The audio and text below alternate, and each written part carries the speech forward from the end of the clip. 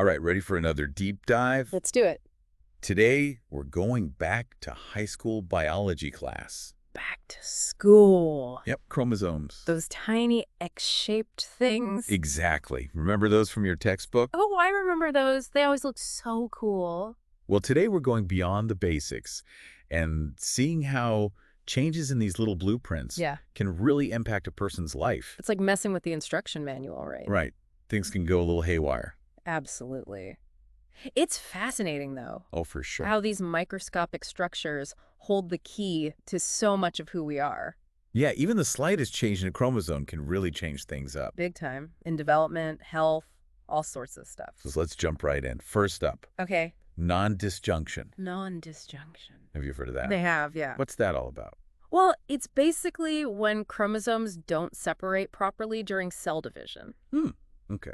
Imagine, like, you're dividing a deck of cards between two players, right? Okay. But a few cards, they stick together. They end up in the same hand. So it's not an even split. Exactly. That's kind of what happens with nondisjunction. Okay, I get the card analogy. Good. So this happens during meiosis. Yep. Which is like making sperm and egg cells. Precisely. The process that creates those cells. Uh-huh. And here's where it gets really interesting. Yeah. If a sperm or an egg cell has the wrong number of chromosomes, Okay. and that one ends up fertilizing the embryo, Yeah. it'll inherit that same imbalance. Oh, wow. And this can lead to a whole variety of genetic disorders. Depending on like which chromosome is affected. Exactly. It all depends on which one's messed up. Okay, so one of the most common ones we hear about is Down syndrome, right? That's right. And that's caused by, An extra copy of chromosome 21? so 3 instead of 2. Exactly, which is why it's also called trisomy 21. Trisomy 21. Okay. And we use the term syndrome because it involves a whole bunch of characteristics that tend to occur together. Oh, okay. That makes sense. Yeah, it's not just one thing, it's a cluster. So what are some of the characteristics that are associated with Down syndrome? Well, individuals with Down syndrome often experience some level of intellectual disability, Okay. usually mild to moderate. Hmm. And there are some common physical features as well. Like what? Oh, things like a slightly flattened facial profile Okay. and upward slanting eyes. Mm. They might also have a higher risk of certain health issues. Like what kind of things? Heart defects. Oh, wow. Or respiratory problems. That's a lot to deal with. This. Is there a way to like know if a baby will have Down syndrome before they're born? Yes, there are prenatal screening and diagnostic tests. They can detect those abnormalities during pregnancy, Oh, okay. and it gives parents information Yeah. to make decisions about their care and planning. Yeah, for sure. That's really important. Yes. And I remember seeing like a graph Okay. in our materials that shows a link between a mother's age and the incidence of Down syndrome. Yeah. Meaning, like the risk goes up as a woman gets older. Right. Why is that? That's a great question. It's something scientists are still actively looking into. Okay. There are some theories. Like, One thought is that as a woman ages, her eggs, well, they've been exposed to more environmental factors, more wear and tear over time. so kind of like the older they get, the more likely something's going to go wrong. Potentially, yes. Okay, that makes sense. So we've talked about like what happens when there's an extra chromosome. Right.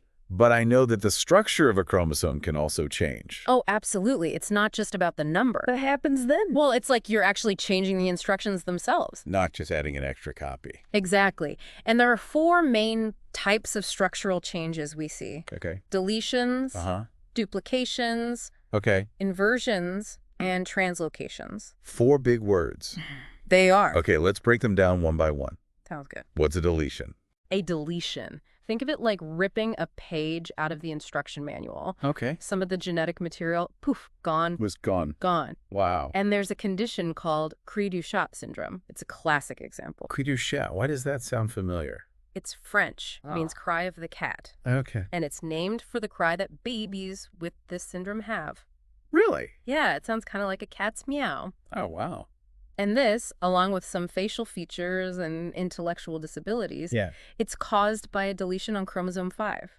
Okay, so deletions are like missing information, basically. Exactly. Like a missing page, you don't have the full instructions. Okay, what about duplications? Duplications are like photocopying a page Okay. multiple times, And then what? sticking those extra copies into the manual. Oh, yeah. Now, sometimes these repeats don't cause any problems. Hmm. But if there are too many copies, Yeah. they can disrupt the normal function of the genes. Oh, so like too much of a good thing could be a bad thing? Exactly. A good example of this is Fragile X syndrome, Okay. where there are hundreds of repeats of a certain gene sequence on the X chromosome. Wow, hundreds. Hundreds. That makes sense. So too much of a certain instruction can mess things up. It can. It throws off the balance. Okay, and then what about the last two types? We've got inversions and translocations. Inversions and translocations. Yep. What's an inversion? An inversion is like taking a section of the instruction manual, Okay. cutting it out, flipping it around, Oh. pasting it back in the wrong direction. Oh, so backwards. Backwards. Okay. The material is still there, but the order's messed up. And that matters. Oh, it matters big time. Okay. It affects how those genes are read and used. Oh, like a sentence that doesn't make sense if the words are in the wrong order? Exactly. It just doesn't work the way it should. Okay, I think I'm getting this. So an inversion is like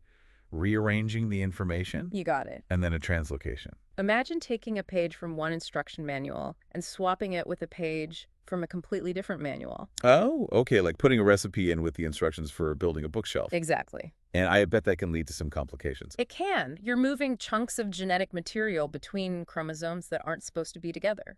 Wow, so it's not just within one set of instructions, you're mixing and matching. That's right. And that could really throw things off. It can disrupt gene function in so many ways. Oh, wow. And it's been linked to conditions like cancer and leukemia. Okay, so we've gone from missing pages to extra copies to flipping pages to even swapping pages between manuals.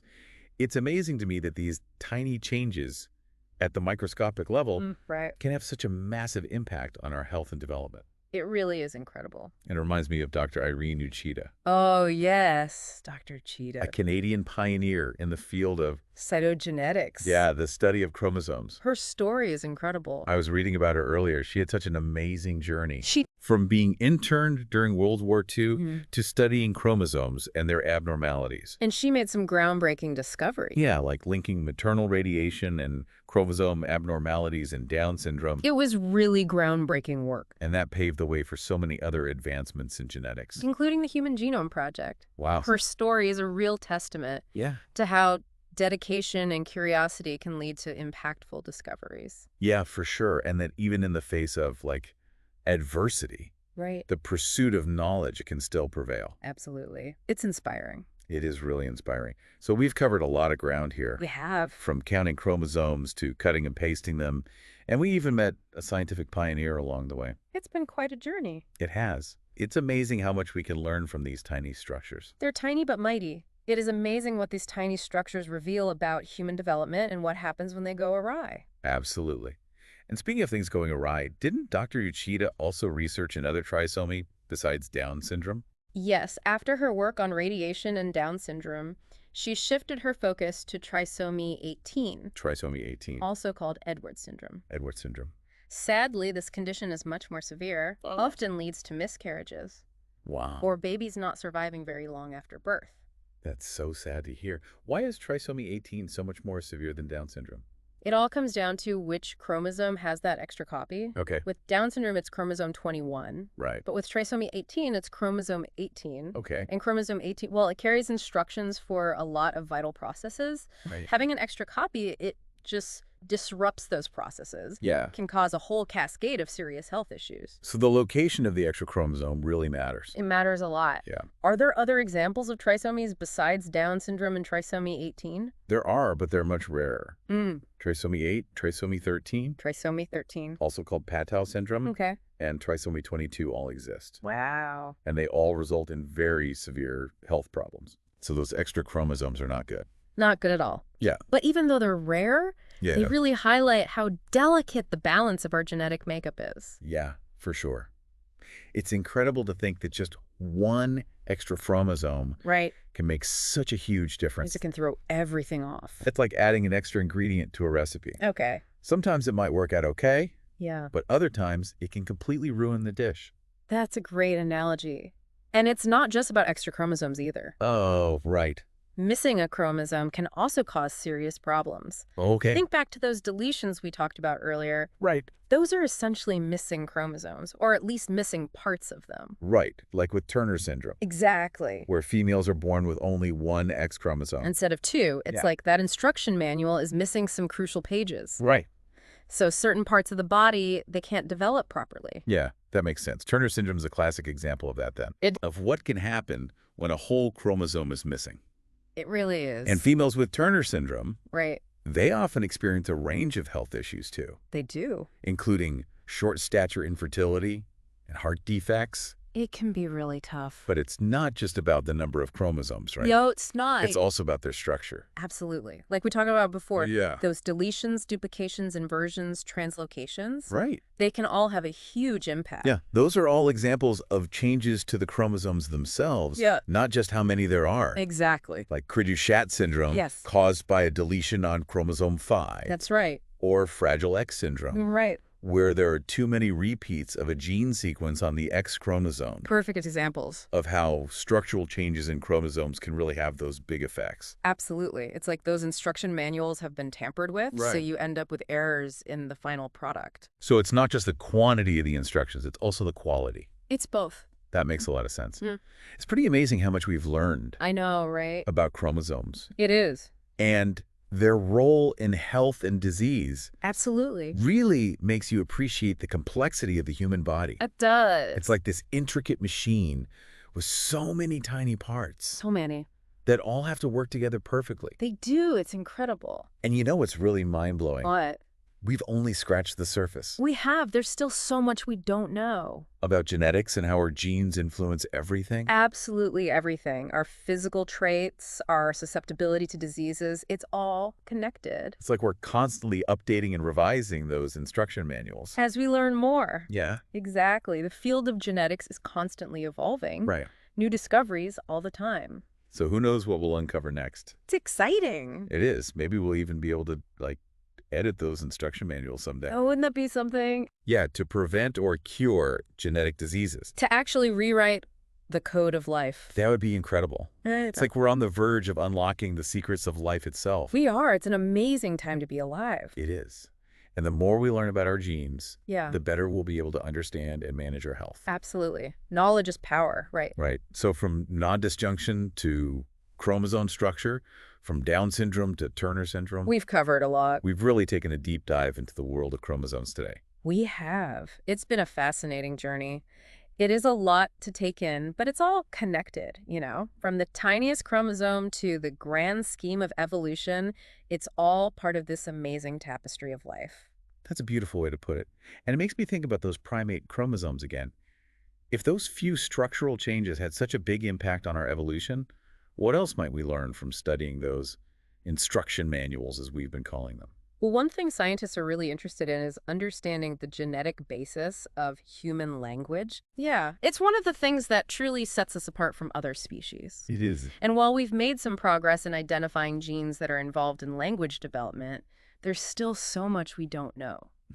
I see. So by comparing our chromosomes to those of primates who don't have language, we might be able to pinpoint the specific genetic changes that allowed us to develop this incredible ability. So it's like looking for the exact difference in the instructions that made humans able to talk. Exactly. It's like looking for a needle in a haystack, but with advances in gene sequencing technology, we're getting closer and closer to finding those crucial differences. That's so exciting. It feels like we're on the cusp of some major breakthroughs in our understanding of what makes us human. We are. And it's not just about understanding our past. Oh. It's also about shaping our future. Oh, so. As we learn more about our genes, we might be able to develop new therapies for genetic disorders or even enhance certain human capabilities. Enhance our capabilities. Yeah. Yeah. Think about it. If we can pinpoint the genes that make us intelligent or strong, could we potentially enhance those traits? That's both fascinating and a bit daunting. It is. Makes you wonder about the ethical implications of all this knowledge and power. Definitely something we need to consider carefully. As we unlock the secrets of our genetic code, we have a responsibility to use that knowledge wisely and ethically for the betterment of humanity. Well said. It seems like this deep dive into chromosomes has opened up more questions than answers. No, But that's the beauty of science, isn't it? The more we learn, the more we realize how much more there is to discover. exactly. It's a never-ending journey of exploration and discovery. And the best part is that anyone can join in. Anyone. You don't need a fancy lab or a PhD to be curious about the world around you and to ask questions. That's so true.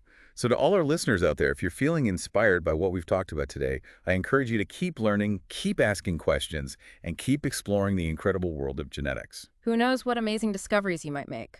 Maybe you'll be the one to uncover the next big breakthrough in our understanding of who we are and where we come from. It could be you. So keep those brains buzzing, folks. That's a great note to end on. This has been such an insightful journey into the world of chromosomes and genetics. Thanks for joining us on this deep dive.